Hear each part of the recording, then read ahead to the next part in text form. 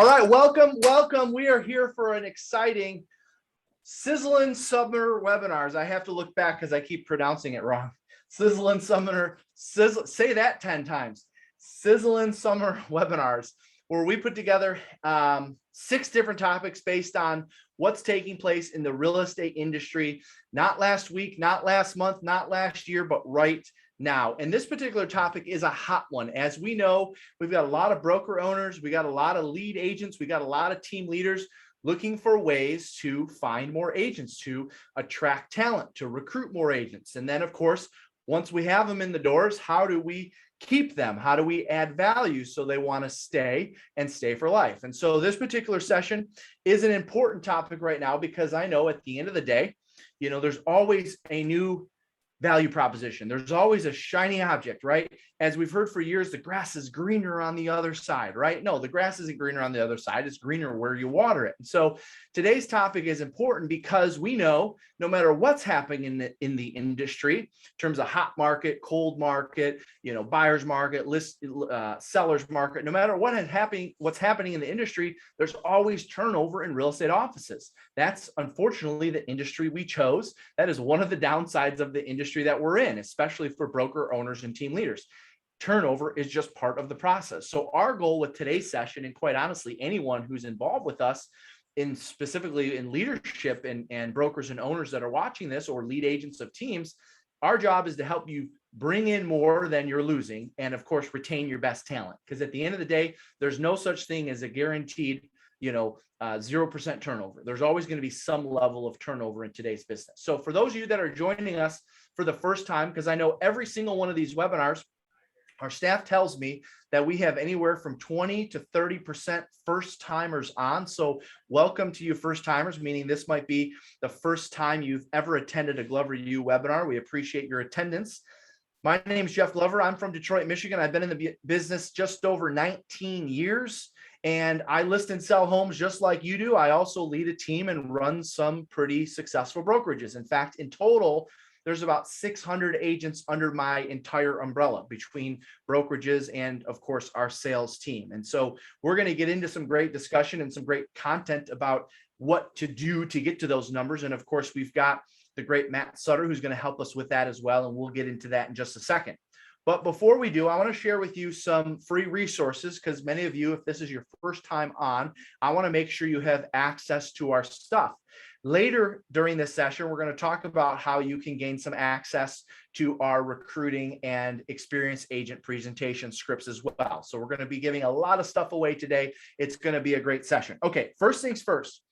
If you haven't already signed up for this, this is our most recent resource, and that is the daily message. So once a day, every Monday, Tuesday, Wednesday, Thursday, Friday, 5 days a week, I'm sharing something informative, something inspirational, something knowledgeable. Sometimes it's a tactic for how we got an expired listing over the weekend. Other times it's something that I read in a John Maxwell book, and I had some reflection time and want to share with you what my thoughts are on how that relates to the real estate industry. In fact, this morning's message was about Calvin Johnson, who was just inducted into the Hall of Fame, one of my favorite Detroit Lions. And there were some things that he said in his speech that resonated with me, and I shared kind of my thoughts and perspective. Anyways, once a day, 5 days a week, we share an absolutely free message. If you want to sign up for that, and we promise that's no spam, we spam you in other ways. If you want to sign up for that, you just text the word morning. So just as if you were texting a friend, you open up your text message app, you text the word morning. So you type into the body of the message morning, MORNING, and the phone number is 55444. 55444. Yes, I know it's only 5 digits, but it works. 55444 is the phone number. Put morning in the body of your message, and we will get you signed up for those. They're absolutely free. It's a daily text message, and that's on me. The second thing, while we're talking about free resources, and while you might have your phone in your hand, is what's called the Gloveru Inner Circle. Now, I know most of you are probably already in the Inner Circle, so this is just for the few of you that may not be. If you open up your Facebook app, all right, and you go to the top right-hand corner, okay, you'll see there's a little magnifying glass in your top right-hand corner. Click on the magnifying glass and just type in Glover space the letter U space Inner circle, and it should start coming up when you do that. Okay, and it'll see there's a little search there for a Facebook group. That is a free Facebook group. We've got resources in there that are posted almost daily, it seems. Anytime we release a new script, we release a new idea, we release a new strategy, it gets dropped into the inner circle. Now, while you're joining the inner circle, that's a free Facebook group. It's going to ask you if you want to subscribe to our quarterly publication. That's called the Glover Gazette. We produce 35,000 copies of these and send them out to top producing team leaders, lead agents, broker owners, and agents from across the country. It's totally free. We produce this quarterly. If you'd like to receive this quarterly, it's going to ask you if you'd like to sign up. Just put in your information in there. It's physical. So this gets mailed out and it gets dropped into your mailbox. That's called the Glover Gazette. If you're already in the inner circle and you're like, how do I get my hands on the Gazette? I'm already in the inner circle. Very simple. Write this down. You just go to gloveru.com/Gazette. gloveru.com/Gazette, and you'll get signed up. The next one, we're working on it right now. It looks pretty cool. Last and certainly not least, for those of you that listen to podcasts, and it's my recommendation that you listen to 5 podcasts a week. There's 5 days a week, Monday, Tuesday, Wednesday, Thursday, Friday. Most podcasts drop a new podcast weekly. You listen to one on Monday, you listen to one on Tuesday, one on Wednesday, one on Thursday, one on Friday. Our podcast is called the Live Unreal Podcast. We have close to 100,000 downloads of that. Live Unreal Podcast. It's totally free. We drop a new episode each and every week. So if you're a podcast listener, you can find that Spotify, wherever you get your, Apple Music, wherever you get your podcast. And again, that's called the Live Unreal Podcast. Okay. So today's topic, specifically around recruiting, training, retaining. What I love about this conversation is what Matt has put together through his years of experience himself. Because for those of you that are not familiar with Matt Sutter, he was actually someone, when I was acquiring real estate offices, he was the person that I would go to say, hey, where do I find talent? How do I build the office? How do I find a great team leader? How do I recruit at a faster level? How do I get more agents to join my office? This is the person that I was having those conversations with. So he wasn't just having those conversations with me, by the way. In fact, he was responsible for dozens of leaders around the country and helping them grow their real estate offices. And it doesn't matter whether it's a brokerage or a team, the concepts are the same. I know we have a lot of you on here that are leading teams. I know that we have a lot of you on here that are leading brokerages. Regardless, this stuff translates. It doesn't matter whether it's a team or a brokerage or whatever your model is. So we've got the guy that knows recruiting inside and out, not just recruiting, but also adding value, maintaining, and growing a business. Matt Sutter is the business coach for Gloveru. And in fact, when somebody says, hey, I've got this sales thing figured out, I'm now ready to scale. I got this sales thing figured out, I'm now ready to build. I've got this sales thing figured out, and I have an opportunity to acquire a brokerage. We push everybody to Matt because that's where his experience is. So without further ado, Matt Sutter, why don't you take it away?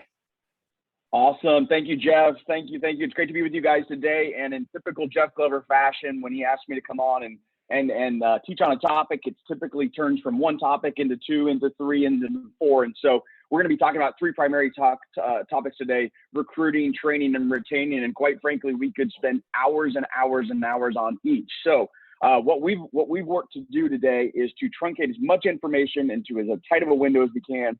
So let me just give you a warning right off the bat. We are going to go fast and we're going to go furious, but our goal is to at least get you exposed to all the critical concepts in each of those 3 spaces. So without further ado, we're going to jump in, and then Jeff, I'm going to turn it back to you here in just a second.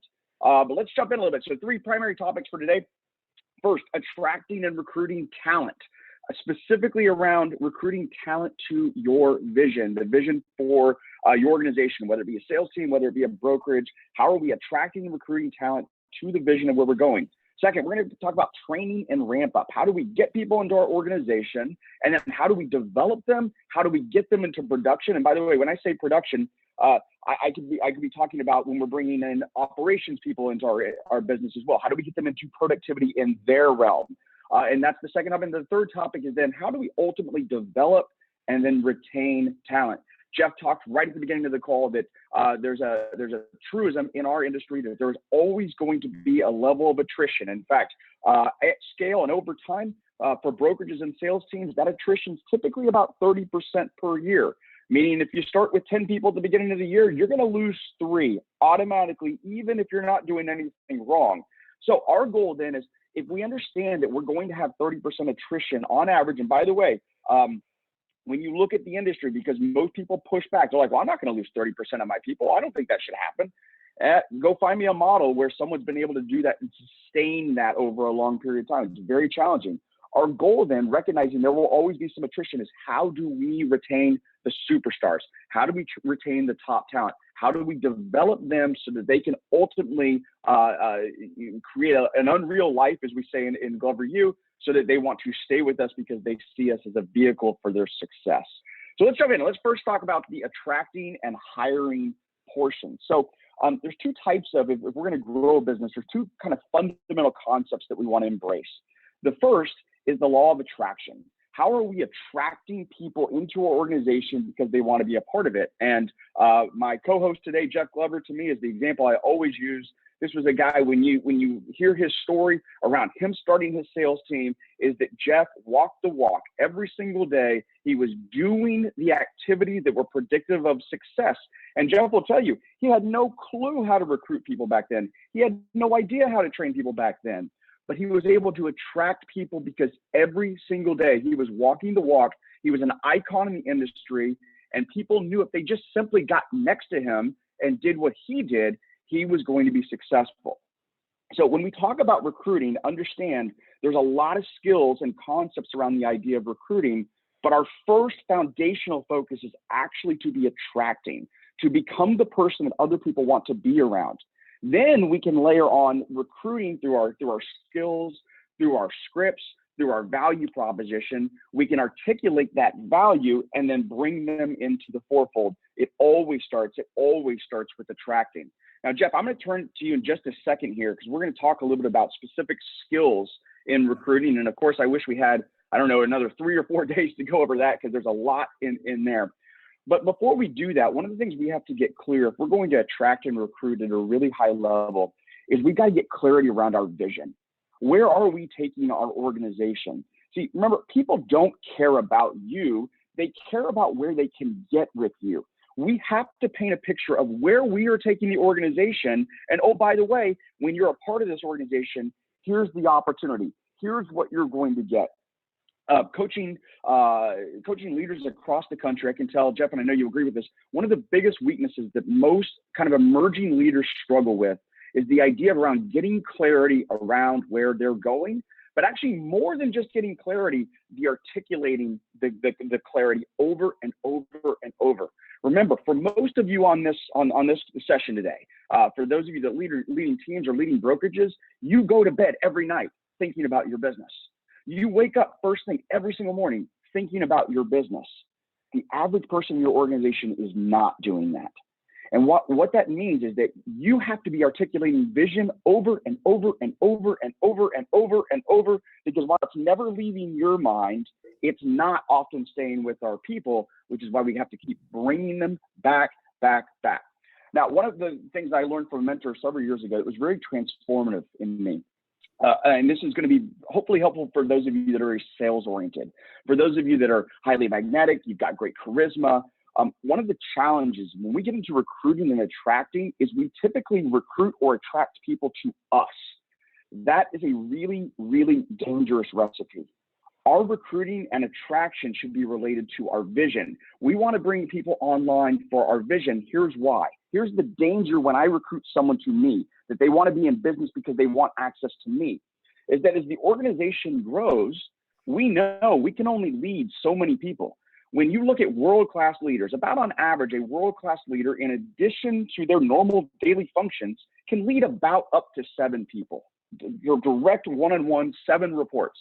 And for most people, that's actually quite a bit of challenge. Going beyond 7, though, really doesn't give us the depth to be able to lead these people effectively. So what happens is, if we're attracting people to us and not to the vision, then the second the organization gets beyond 7 people and we no longer can give direct access to those people, what happens?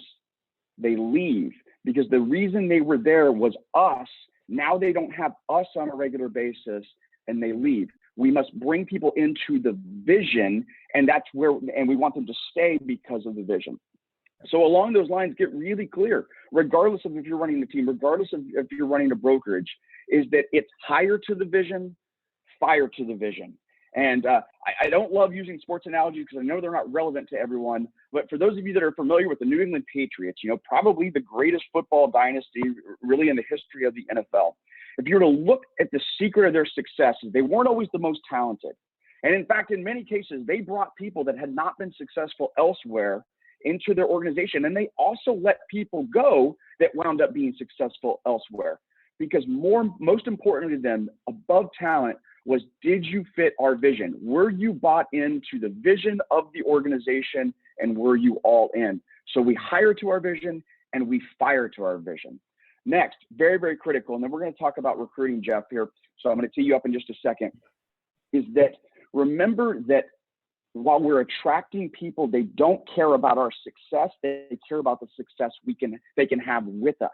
So when we're going out and attracting others, get really, really good at talking about the success of other people in your organization. In fact, every time that you're touting an accomplishment in your organization, it should be tied back to the people that drove that. See, when we give basically shout outs to our people about the success they're having, what is it actually saying to other people that may be watching from a distance? It says, okay, cool, Jeff Glover's super successful, but now I'm seeing people in Jeff's organization that are having massive success. So now I know it's not just Jeff Glover's awesome. No, it's the environment, it's the organization Jeff's created that is creating other people to be successful. Therefore, I believe I can be successful in that organization. Every single time your organization creates success, tie it directly back to the people that drove that, and it becomes a model of where other people can go.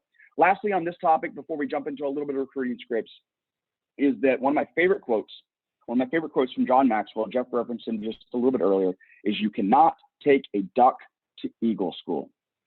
This to me was a recipe for breaking through some traps that I had in so many times in my leadership career, where quite frankly, I felt like I could be the savior for everyone. The reality is people are either ducks or they're eagles. And by the way, if they're ducks, that doesn't mean they're bad people. It doesn't mean we don't love them. It just means that if you take a duck, it doesn't matter how much you invest in that duck. It'll always be a duck. It will never be an eagle. We want to be in the business of attracting people through our vision, but we want to attract baby eagles. Then we develop them. We cultivate them so that they can become world-class eagles. Now, Jeff, I'm going to turn it over to you because one of the conversations you and I have a lot is around the science of recruiting, And of course, just like any sales space, right? If we go on a listing presentation or a buyer presentation, at the end of the day, it comes down to following a formula. It's a model. It's the same thing with recruiting. Jeff, I know that you and I have taught several classes on recruiting scripts, and you were going to share a couple things before we segue to the next topic. Yeah, well, one thing I want to reiterate that you said, and this was a mistake that I made early on, and that was I was that guy that said, hey, Matt, come join our team because I'm going to show you how to be successful. Come join our brokerage because I'm going to work with you to build your business. And the reality is, in the beginning, I had the time to do that. But as the business grows, as it will naturally, as long as you're doing the right things and have a good vision and a good mission, and your models follow suit, and of course you're keeping your word on your promises and so forth. As the business naturally grows, what you'll find is the attrition actually becomes my fault, because now I have a group of productive people that don't get to spend as much time with me anymore as they once did. And so therefore, now I'm fighting tooth and nail to try to make up the differences elsewhere, right? In adding another value proposition, or adding another person, or maybe raising splits, or doing something to kind of offset that original agreement when they joined. And so you're absolutely right. If you have an opportunity now to recruit to the vision, recruit to the mission, recruit to your models, and not to yourself personally, that advice is going to help you 3 years from now, 5 years from now, whenever you get to a point where people are like, what happened? Well, I used to get an hour a week with you. Now I might see you for 10 minutes. That is where attrition comes in, because you're recruiting to you and not your mission, not your vision, not your values, not your model. Right. So that's right. You can't scale a business that's based on you, right? You cannot scale a business that's based on you. You become the bottleneck. Yep.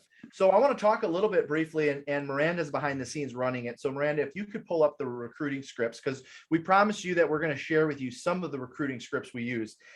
And we use these scripts once we have our value proposition put together. So Miranda, I'm on page 5. It's called the Productive Agent Recruiting Script. And if you're wondering, yes, we're going to give you a copy of some of these scripts. Matt has a program that we go through them in deep detail. So, obviously we want to reserve those copies for those people that are in that program, but we are going to give you some of them for free today. And one of them is this script here, and that's the Productive Agent Recruiting Script.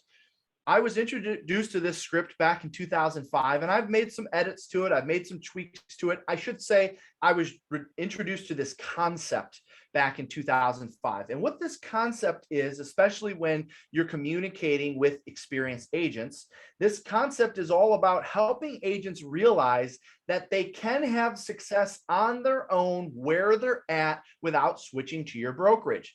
That's why they'll be more likely to say yes to you. Why are you getting told no right now? Why are they hanging up the phone on you? Why are they telling you to follow up later, or I'm busy right now, it's summer, call me at the end of the year? Because they think that you want something out of that meeting, and they think what you want is for them to join the company. Now, the reality is I want them to join the company too, but I'm not going to ask them to join the company until they self-discover that it might be a good idea to join.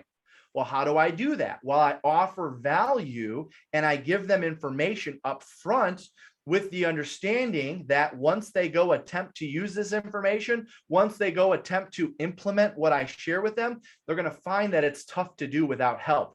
They're going to find that it's tough to do in their current environment. So let me just give you an example here. So of course, hi, my name is blank, insert a title that benefits them. Hi, my name is Jeff Glover. I'm the success coach. I'm the productivity coach. I'm the success manager. They don't care if you're the CEO or the owner of the company. Use a title that's going to benefit them. I wanted to ask you if you had heard about our database formula. Our database formula. Now, I could use any value proposition. In this case, I just picked that one value proposition, right? It could be technology, it could be marketing, it could be operations, whatever. I'm calling to see if you had heard about our database formula. No, Jeff, what's that? Well, are you familiar with Amy Duncan in our office, a top agent in our office here? Well, are you familiar with Amy Duncan in our office? You know that Amy made an additional $67,000 already this year alone utilizing our database formula? No, what's that? Tell me more about that. Well, if you'd be interested in learning about how she did that without having to switch companies, I'd be willing to share that with you. And of course, they always say, no, I'm happy where I'm at. Well, I'm sure you are happy where you're at. Otherwise, you would have already left. So let me ask you, if there was a way to add an additional 12 transactions to your business this year without working harder, without doing anything painful, and most importantly, without having to switch companies, would you be interested in learning how you could potentially do that? I mean, how can you say no to that? I'm going to give you some advice. I'm going to give you information. I just proved to you we have an agent in our office who's having success with it. You don't have to switch companies. Would you be interested in learning about how you could potentially add another 12 deals to your business this year? All right, great. Well, when can we meet? So, and then you see some of the scripts down there at the bottom. I specialize in helping their agents take their business to the next level. Now, we're not going to do, a full-blown writing out scripts, chanting scripts and all that. I wanted to introduce you to some, and we are going to send out a specific copy of this script. But what I love about this script, and Matt, feel free to interject or add anything to it, is you're starting off by offering value. You're showing an example of someone who took advantage of that value, and you're willing to share that value with them without in exchange them joining your company. That's why they'll agree to the meeting. They're not agreeing to your meetings. They're not saying yes to your appointments because they think you're trying to get them to join your company. I'm not trying to get them to join our company anywhere in this script. Matt, do you have anything you want to add to that? Because I know you've seen a lot of scripts through your days. At the end of the day, people want to be on a bus that they believe is heading in the direction that they're going to find success. We demonstrate that by delivering value. See, one of the mistakes we make in the recruiting field is that we think we need to sell people through exactly what we tell them. But the end of the day is, if we can deliver value, if we can show them that, hey, when you're on the bus with us, you're getting to the success destination. This is how we do this. Deliver value. And if you do that enough, people will want to be in business with you because they see you as a vehicle for their success. And that's exactly what the script offers. Bingo. Miranda, if you could do me a favor and scroll to page 17, I just want to show, okay, now that we have an appointment set, Okay, they're coming to meet me for coffee. They're coming to meet me at the office. And again, we're not going to spend a ton of time on this because I want to get Matt to get back to his notes. Now I want you to know what's going to happen next. And by the way, as I mentioned, we're going to send you a couple of these scripts. This is the entire script book that also comes along with the empire building program, but I just wanted to touch base on a few of these. So I'm on page 17 in there, Miranda. That should be coming up there. Almost. Yes, there we go. Okay. Experience agent interview number 1.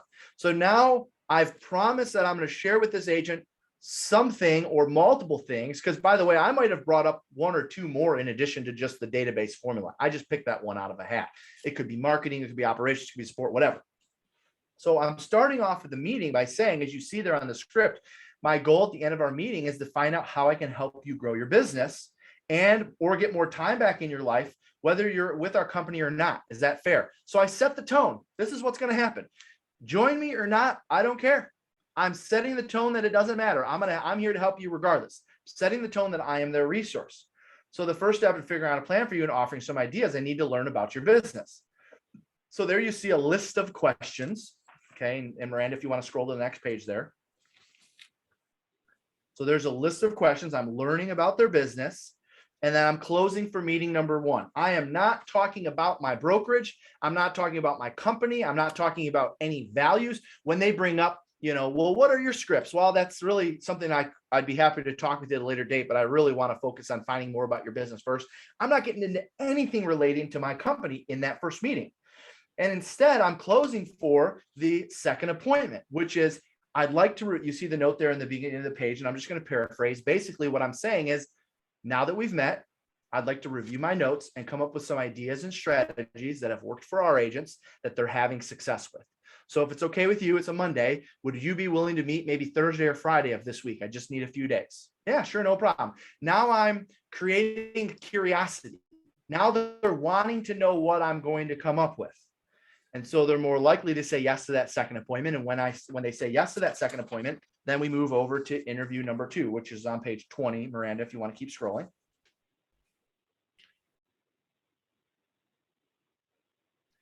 And in this particular meeting, now interview number 2, we have an opportunity to actually talk about how these benefits that I'm going to share with them, which you all have, because you all have a well-defined value proposition.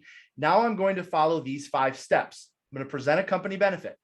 I'm going to provide evidence and agent testimonial. I'm going to ask them if they see value in it.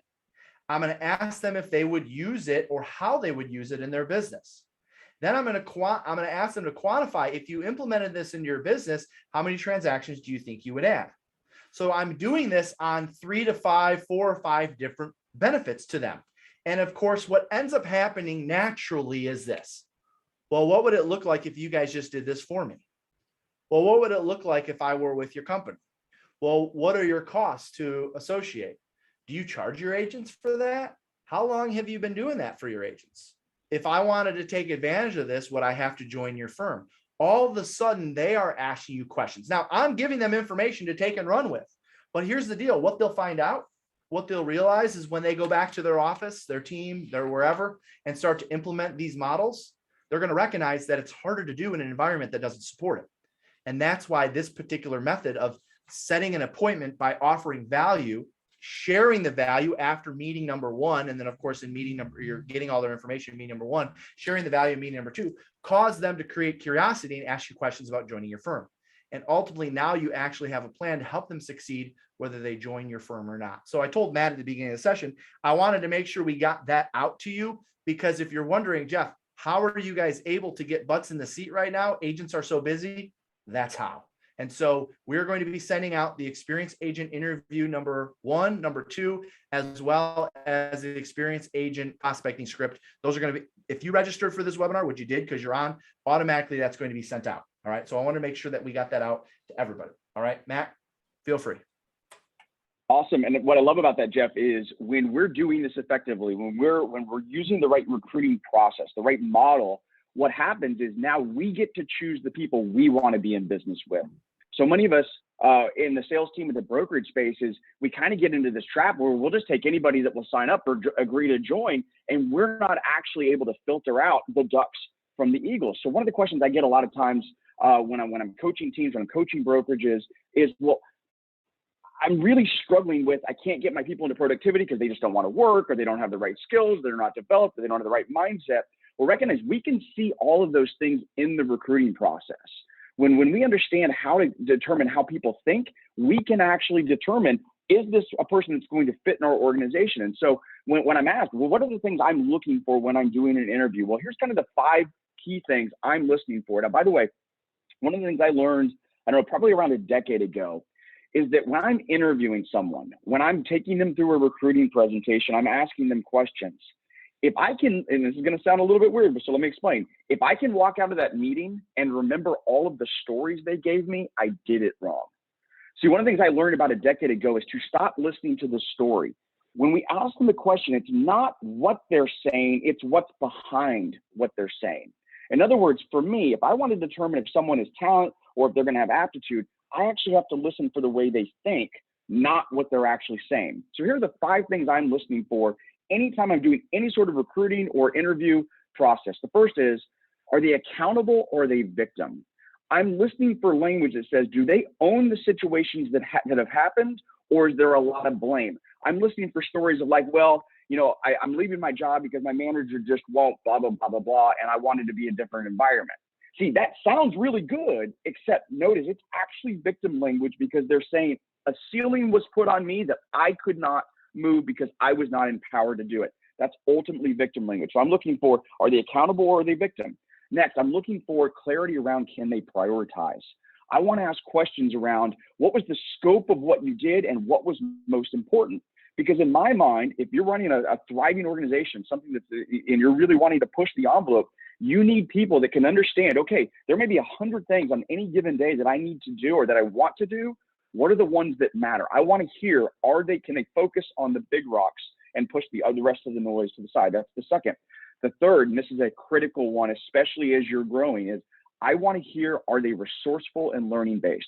I'm going to ask questions that derive, have they had challenges and how did they solve them? And I'm looking specifically, they solved them because they were proactive, they were resourceful, they did the work to be able to find the solution. When you have a budding organization, even if you bring in really, really smart people, if they're not able to figure out the answers on their own, guess what? You become the bottleneck, because everybody's coming to you for the solutions. We need people that are resourceful and learning based. The fourth, do they have limiting beliefs? One of the things I'm looking for when I'm interviewing is, do they believe in abundance? Do they believe in possibilities? Or do they believe that success is at a finite level? Listen very carefully to hear the beliefs that they have around what is possible. Because, by the way, as I always say, beliefs are rules. So if you have a belief, you literally have a rule, and it's a rule that you follow. So if someone has limiting beliefs, then by definition, they have limiting rules that they follow. I want to hear, do they think abundance? And then the fifth is, have they overcome challenges? And I can tell you, one of the biggest warning flags when I'm looking to hire someone is if they cannot articulate real challenges that they've had in their past. One of two things is occurring. One, they're just absolutely not in touch with reality. And there's something that's holding them back from being vulnerable and authentic. That's the first part. Or the second part is they've never pushed hard. Because the reality, right? The most successful people have had the biggest challenges, because that's what was required to get to the level of success. So as I'm interviewed, I want to hear language that shows me when they had adversity, how did they handle it and how did they get through it? That's a big, big thing for me. A couple other things to consider when hiring. So when I'm hiring agents, one of the things I'm always listening for is I want to hear examples in their life when they've had to grind. I want to hear times when things got really, really hard and they said, you know what? I'm willing to put extra time into this. I'm willing to put extra energy into this. If I'm not hearing examples of when they had to go above and beyond, probably not someone I'm going to want in my organization. The last thing I'm looking for in these processes to identify talent is I want to ask myself this question: will this person be successful without me? A lot of times we see people and we think they're pretty decent, and we bring them on because we think we can make them successful. That concerns me, because now their success is up to you. I want to know that if I don't hire this person, they're going to be successful in some other endeavor or in some other space. those are the people that I want to bring into my world. And then, of course, my job then is to help accelerate their success by developing and pouring to them. But their success should not be dependent on me. I should be an accelerator, not the determiner. All right, so that's related to how do we bring people through recruiting and attracting in the organization. Now, how do we actually get them into production? Because we can hire superstar talent, but at the end of the day, if we do not put them in a growth environment, in an environment that's conducive for them getting to speed, getting ramped up quickly, then we're actually stagnating their success. And referencing John Maxwell, since we've already done it a couple of times, I'm reminded of a story John Maxwell shares from time to time. And he said he's often worked with leaders of various businesses, and sometimes the leader will come up to him and say, John, you keep telling me I'm supposed to develop my people, but my question for you is, well, what if I spend all my time training our people and then they leave? And he gives the best classic response. He says, well, what if you don't train them and they stay? See, the reality is we've got to come from abundance. We want to develop people. Now, I'll get to how we retain them later, how through our value proposition. Make no mistake, though, if we are not putting them into a training conducive environment, we are actually sabotaging their success. So how do we get people up to speed? Well, the first thing is understand it's a lot of work. It is a lot of work to get someone up to speed. And a lot of times leaders struggle that they stay so focused in what they're doing on a daily basis that they're not putting the time, the attention, and the coaching into developing their people. So my personal process, anytime we bring someone into our organization, is to come up with a 90 to 100-day plan. And in that 90 to 100-day plan, we want to collectively, between myself and the new person joining the organization, get really clear what are the key milestones that when we hit these milestones, we can both feel confident that this person now owns the role. It doesn't mean that they're going to be world-class after 90 to 100 days, but after 90, 100 days, we should say, you know what? This person does not need a whole lot of oversight and daily management. They can now run with the role. So for me, that process typically looks like a 90-day period broken out into 3 30-day periods. And in my mind, when I make a hire, when I bring someone into my organization, they don't actually have the role day one that they show up. They think they've been hired. In my mind, I've hired them for the tryout. I basically said, hey, listen, I'm going to give you a tryout now. Now you have 90 days to prove that you deserve to go full-time into the role. So we break this out into 3 30-day periods. And each period has typically 5 to 6 milestones. These are not to-dos. These are results-based. Let me give you an example. If I'm bringing an agent into my organization, we're not going to have a milestone that says make 100 contacts a week. Listen, making 100 contacts a week is fantastic. However, if we just made contacts but couldn't actually move people forward to write contracts and actually close transactions, guess what? It doesn't actually move the needle. It doesn't actually create success. So instead, it may be close 1 transaction in your first 30 days or write 1 contract in your first 30 days. Now, that presupposes you're going to have to make 100 contacts a week. But the victory isn't the 100 contacts. The 100 contacts is just the necessary step to get to the milestones. So when you're coming over the milestones, make sure they are results-based, things that are actually predictive of long-term success in that specific role. They must be results-based. Now, each of those 30-day periods is then basically pass-fail. So in those 30-day periods, we have 5 to 6 result milestones that we're looking for. If at any point in a 30-day period, they do not accomplish the milestones in that 30-day period, guess what? They don't get to move to the next period. First, when I started doing this, I felt cold. I felt like, oh, I'm not being kind. I'm not being warm. But here's what I found is that by and large, those people that I made the exceptions, well, they're trying really hard, or you know what? They worked really hard and they just need a little bit of extra time. I would say somewhere between 80 to 90% of the time, I regretted that decision later. So for me mentally, what I had to recognize is there may be a legitimate time where I have to let someone go because they didn't hit the milestones in the 30-day period. And it is true, occasionally I may miss somebody that would have been great. But what I've also learned is that gives me all the bandwidth and all the time to go out and find people that are going to be great right from the start. We actually have to come from abundance. If we're retaining people because we feel sorry for them or because they just need a little extra break, we're actually coming from scarcity at that point because we're saying, you know what, I can't go find somebody else that's going to be world-class right off the bat. All right, so let's shift gears into this. We got a little bit of time left. That's the training process.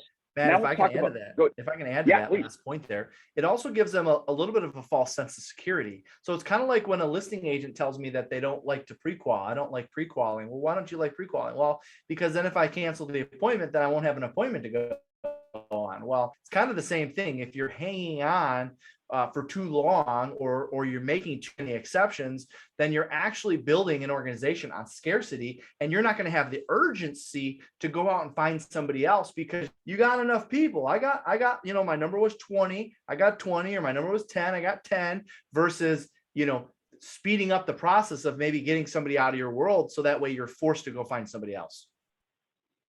Yep. Perfect. Thank you. Yes, absolutely. Absolutely. Dead on. All right. So let's transition to now the retention part. Here's the reality. If you want to retain the best people in your organization, help them get where they want to go.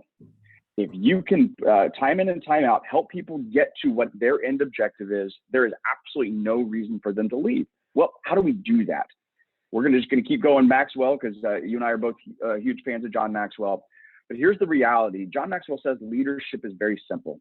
Leadership is about teaching people how to think so that they can get what they want when they want it. Our job as leaders, if we want to retain, is to teach them how to think so they can get what they want when they want it.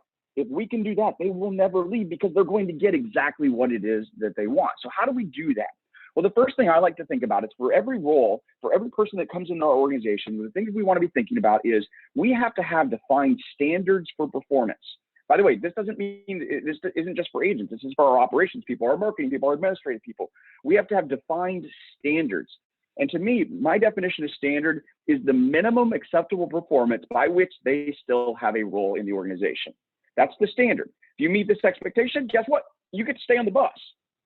Our goal, our hope though, is then to hold them accountable to those standards, but then coach them to their goals. So I'll give you an example. Maybe we've got an agent on our sales team and we set a standard internally by which the expectations, they're going to sell 2 homes a month. To stay on the bus, in this particular example, you've got to sell 2 homes per month. That's a standard. But of course, there may be agents in our organization that are like, well, 2, I can do 2 in my sleep. I want to get to 5 a month. Great. I'm holding them to 2. I'm coaching them to 5. My goal then is based on where they're at. Let's say they're at 3 or 4 a month, is then to teach them how to think so that they're making adjustments, so that they're figuring out because I'm teaching them to think, right? I'm not giving them the answer. I'm teaching them to think so they figure out how do they fill that gap? How do they go from 3 to 5? What are the changes that they need to make in their mindset, in their daily routine, in their skill set, whatever it might be? Because when they can get to 5, which by the way is their goal, why would they ever leave? Why would they ever leave our organization? So how do we do that? Well, we do that by committing to consistent one-on-ones. Now, again, remember, as our organization grows, those one-on-ones may not necessarily be with us. Those one-on-ones need to be happening with someone, however. We can't actually develop people if we don't actually meet with them. And I know for a lot of times earlier in my leadership career, I was so busy doing my things, quite frankly, I was neglecting my people. And that's a really big mistake because yes, I was having some success, but I wasn't meeting with the 7 people that mattered the most to our organization. And guess what? The 7 of them combined could outperform me by myself any given day. So I had to recognize, no, my time is actually best utilized when I'm developing them, when I'm giving them consistent conversations. So here's my process that I found works very, very easy for having one-on-ones effective without it becoming a burden. First, recognize that the relationship is the conversation. So let me say that differently. The business relationship is the business conversation. If we're having a relationship with our people, we actually have to be having the conversation. If I want to have a business relationship, I have to have a business conversation with people. Next, I'm going to ask them to send me an agenda. Now, I'll review that agenda to make sure I don't need to add to it, but I actually want to give them the opportunity to come up with most of the content. Now, if they're off base and I think that they've added things or they've taken things out that we need to talk about, of course I'm going to add it. But remember, these meetings are their time. It's their time for me to pour into them. I want them to come to me with whatever the most important things are. The goal of every single one-on-one meetings, and by the way, Jeff, I know you're very, very skilled at this. These are not long sessions. These literally can be 15 to no more than 30-minute conversations. Any more than 30 minutes in here, and you're actually being inefficient in this. But our goal of the meeting is to help guide them through where their gaps are and help them self-discover what it is that they need to do to fill the gap so they can ultimately get to their goal. And one of the things I learned that has been incredibly effective in these meetings is the second that meeting ends, I want them to then email me what the action steps are that we agreed to. Let me say that again, the action steps, meaning we had a conversation for 15 minutes and we identified these 3 action steps that that person's going to take. I want them to email me for 2 reasons. The first is it gives me clarity. Are we in alignment? Do we have agreement? I can't tell you how many times I've had people leave a meeting, come back in a week, and I say, oh, hey, so tell me about this, this, and this. And they're like, I don't know what you're talking about. I didn't know I was supposed to do that. Now, I want them to email me right after the meeting's over with the action steps so we have perfect clarity around alignment. But then the next thing that's beautiful about that is that I can then forward that email to me the day of the next meeting. So if someone sends me an email today and I'm going to meet with them again next Monday, I'll forward that to me to show back up in my inbox next Monday. Because here's what happens. I don't have to think about it for the next week. I don't have to remember what the action steps were. I don't have to walk into that meeting trying to like, well, what did we talk about last time? No, I'm simply able to look at the email that they had already sent to me with the action steps, and I show up and I'm completely up to speed with where we are. Last thing on this, no cancellations. This is their time. When we get in the habit of canceling our meetings with our people, we are telling them they are not as important as anything else that we may be doing in that time. Hold to these meetings. They are gold. They are gold. They are gold. All right. A couple other things, Jeff, and I'm going to transition back to you here in just a second, is managing talent. Remember, we've gone into business to hire eagles, not ducks. And one of the things, and Jeff, you really are an incredible example, and I experienced this with you, is that talent hates to be micromanaged.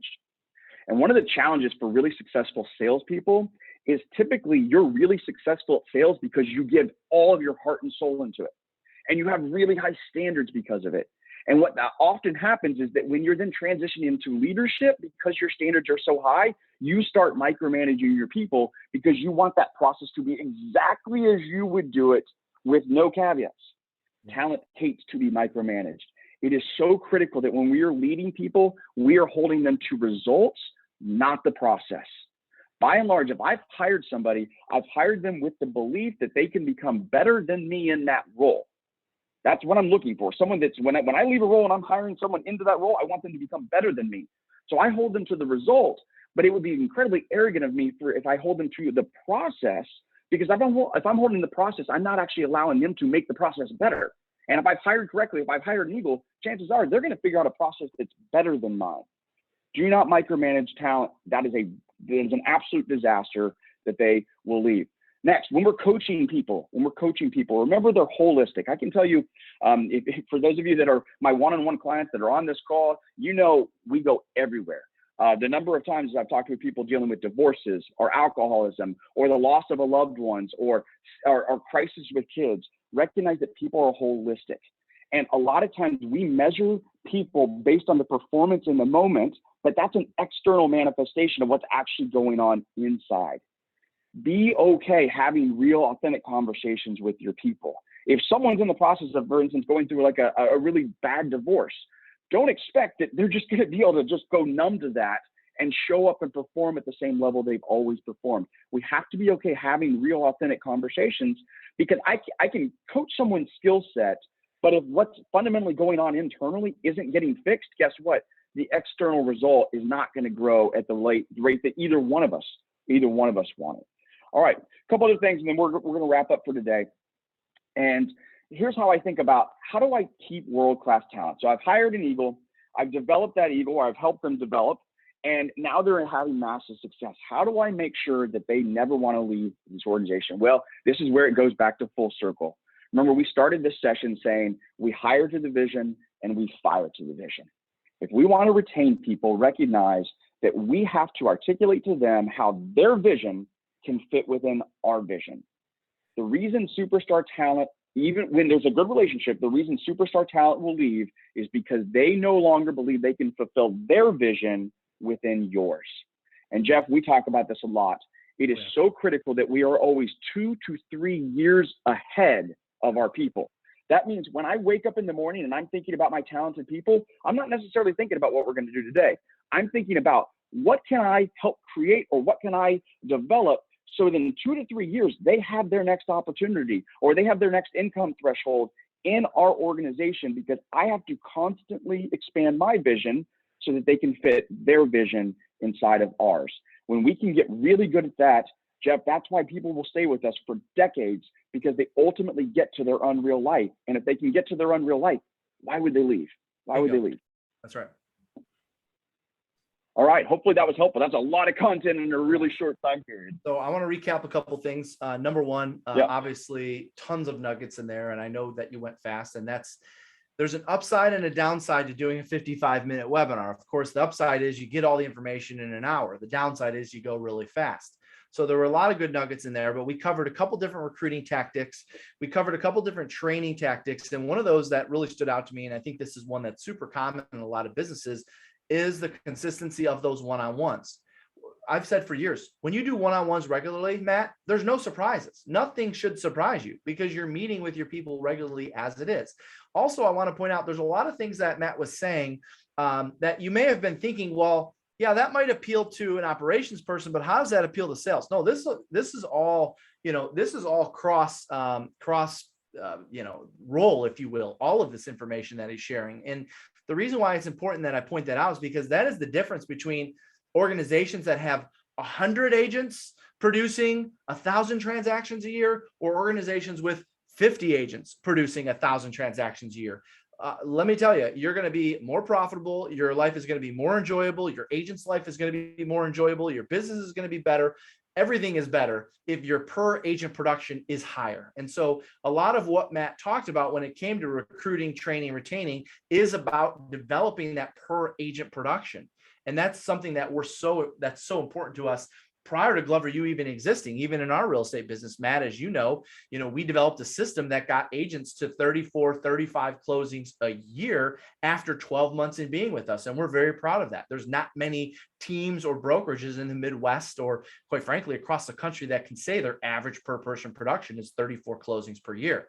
And so I know that there's an opportunity to work with you. I know right now your one-on-one list is full. I know there's a waiting list for people to work with you one-on-one, but of course there is an opportunity because you do a group program mostly for people kind of like myself who wanted to go from a great salesperson to leading a team or building a team, or even a broker owner who just wants to become a better broker or owner. There is a program that we've been working on over the last 2-3 years. Every time you run it, it gets better and better. And it's been even modified since then, of course, because the industry is always changing. And that is called From Salesperson to CEO, Empire Building. So can you share with our group a little bit about that program? Yeah, Jeff, this has really been a labor of love between the two of us, right? We've both been in the industry for about 2 decades. So we really took kind of our 40 years of combined experience, but from a different angle than what we traditionally see in the real estate industry, right? We know that the foundation of success in real estate is sales skills. We also know that 99.9% of training in our industry is related to sales. The problem is sales does develop a lot of cash. We can make a lot of income from sales, but it doesn't actually allow us to scale a business or to build an empire or to bring other people on the journey. And so what we recognize is we have to teach people what are the other 2 primary muscle groups of being super successful. So it starts with sales skills, but the other 2 muscle groups are business skills and leadership skills. And it's when we layer business skills and leadership skills on top of a foundation of great sales skills, then we literally have a limitless potential on this. And so we developed this content a couple of years ago of what are the most important functions for somebody that's mastered sales, right? This is not a session for people that are still figuring out some basic sales skills. But once I've gotten to a high level of competency in that, how do I develop myself as a leader? Which means how do I help people get what they want when they want it, right? That because we're teaching them to think. And then how do I implement the business fundamentals that are going to allow us to scale a business and actually make a profit, right, Jeff? Because how many businesses in this greatest market we've ever had, how many big teams do we see? Huge transaction count and making no money. That's right. How many brokerages do we see? Huge transaction count making no money.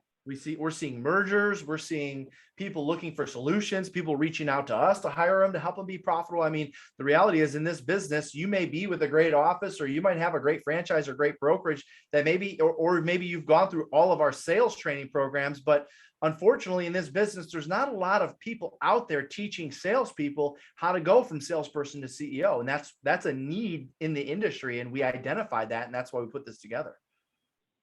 Yeah.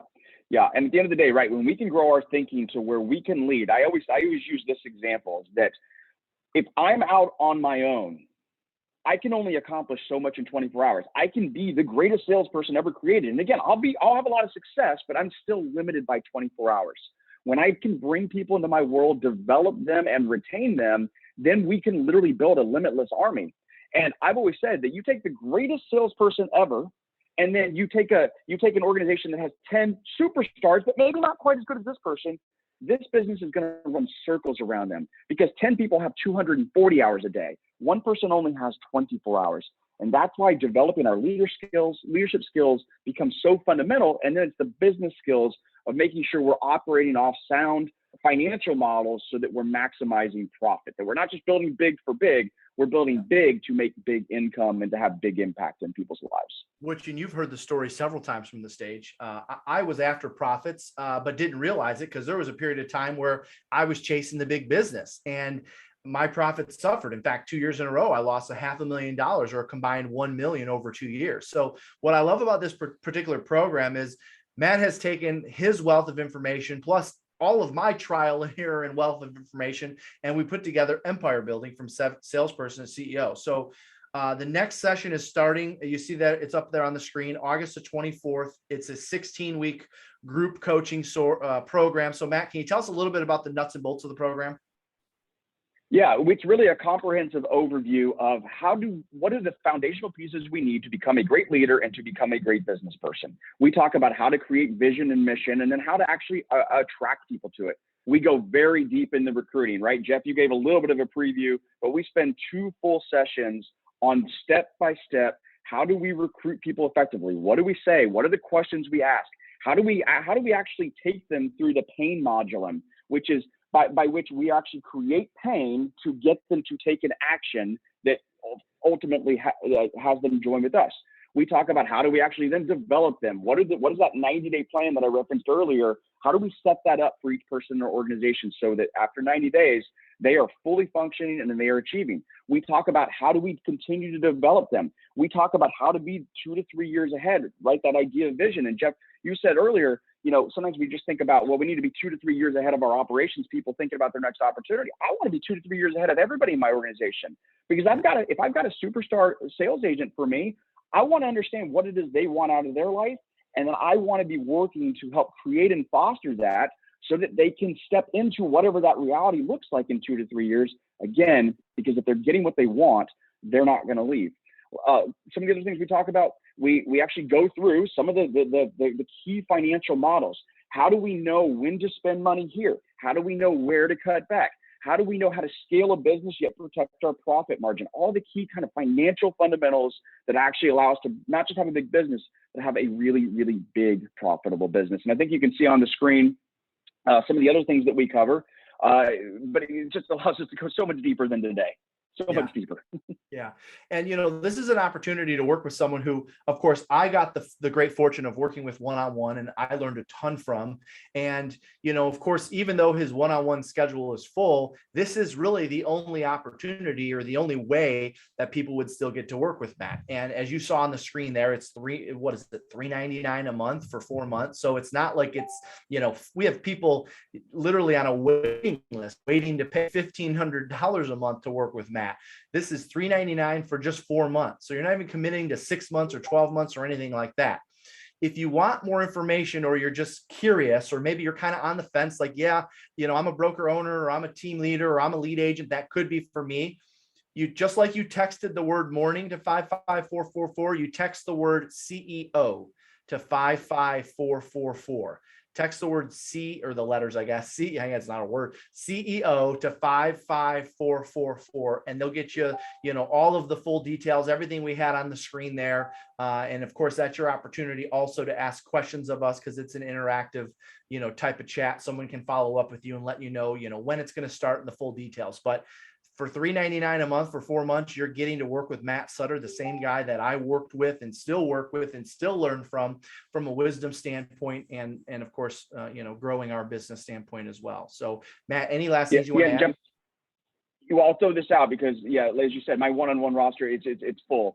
But one of the cool things about this class is this is not just a webinar format where you just watch a video. No, this is it's an interactive session, but each of the attendees do actually have access to me. So if you've got one-off questions, or you want to give me a specific example that you're struggling with, hey, we can schedule some time to talk through that. I teach this class because I'm passionate about it, and so it's very important to me that we're having the interaction. I'm glad you mentioned that, because there's a lot of sessions today that are pre-recorded and you're just kind of getting a workbook and getting the videos.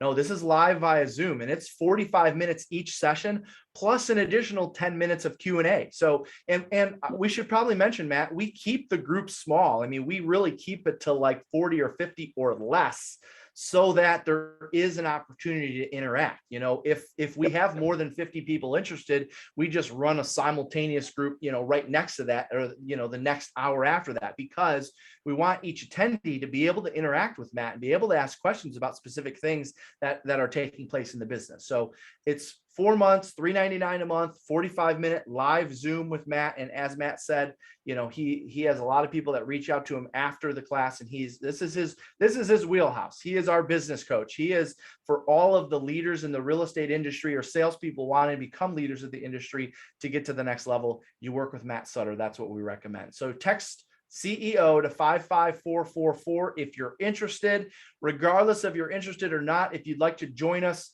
this Wednesday, we're talking about building a powerful buyer agent team. That's our next webinar. You go to gloveru.com/webinar for that, gloveru.com/webinar. For those that are interested in the prospecting script and the first appointment and second appointment script, we're going to get that out to you too via email. We've got all your emails from, of course, attending this session. And we look forward to seeing you, if not Wednesday, Matt Sutter looks forward to seeing you in his Empire building from salesperson to CEO course, starting the week of the 23rd. That's just a few weeks away, Matt. Can't wait. Awesome. Thanks for joining us today. We'll see you guys soon. Thanks.